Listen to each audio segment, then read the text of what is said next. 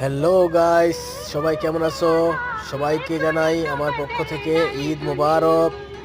ঈদের তৃতীয় দিন, এটা হচ্ছে মটন কলিজা ভুনা। সবাই পাশে থাকো, সাথে থাকো, ভিডিওটা দেখো এন্ড পর্যন্ত, সবাই মজা পাবা। সবাই ভালো থেকো, সুস্থ থেকো। ঈদ মোবারক।